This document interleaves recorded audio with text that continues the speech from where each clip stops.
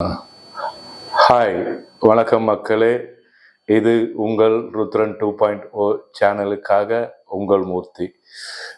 மக்களே, அதாவது ரொம்ப ஒரு ஆவலுடன் எதிர்பார்த்த அட்லாஸ்ட் திமுக காங்கிரஸ் கூட்டணி அமைஞ்சிடுச்சு.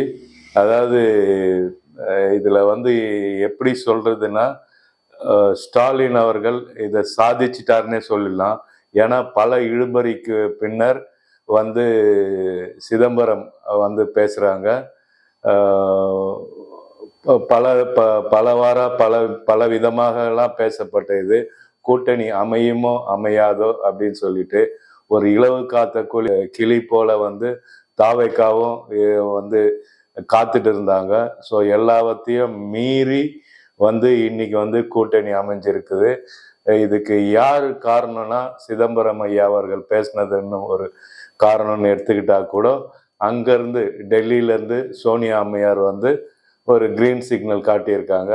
நம்ம மல்லிகார்ஜுன கார்கேவும் இதுக்கு உடன்பட்டிருக்கிறாரு. ராகுலுடைய ரோல் இதுல எப்படின்னு சொல்ல முடியாது. அது ஒரு கேள்விக்குறியாதான் இருந்தது. அவருக்கு ஒரு 2 மனசா இருந்தது. தாவேக்கா அவர் மனசிலே இருந்தது.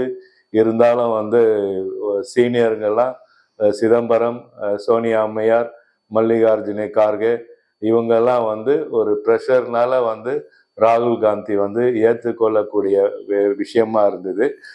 ஸ்டாலின் அவர்களும் அதாவது 21 கட்சியை சேர்ந்த 21 கட்சியை வச்சுட்டு ஒரு மெகா கூட்டணியை அமைச்சிருக்காரு.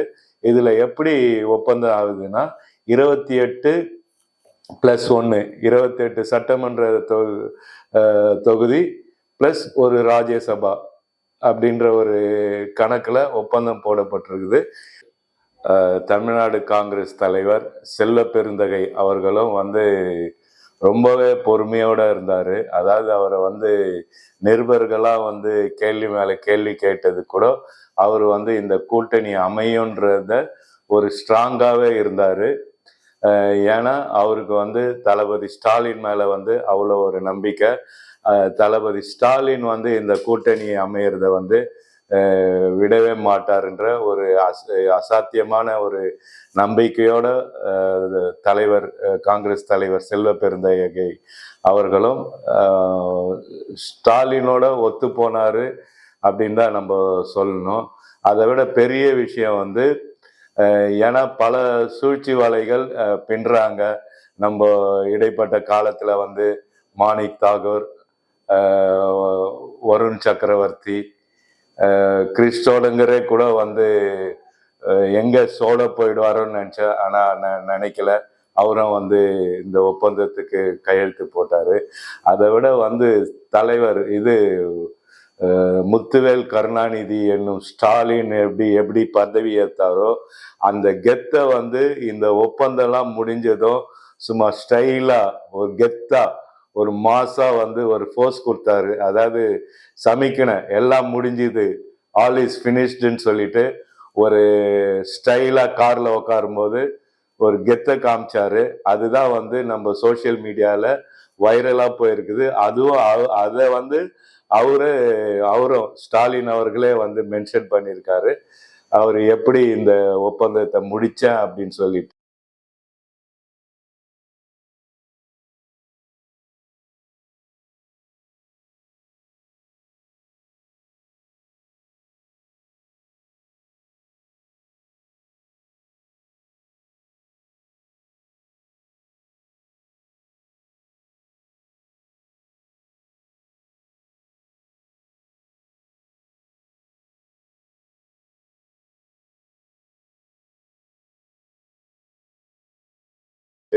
ஸோ சும்மா மாசுங்க, உண்மையான ஒரு மாஸ் லீடர்னே சொல்லலாம் தளபதி ஸ்டாலின் அவர்களை. ஸோ அடுத்தடுத்து காணொளியில் உங்களை சந்திக்கும் வரை உங்களிடமிருந்து விடைபெறுவது அன்புடன் உங்கள் மூர்த்தி. ருத்ரன் 2.0 சேனலை சப்ஸ்கிரைப் பண்ணுங்க. அடுத்தடுத்து நிகழ்வுகளை காண தவறாதீர்கள்.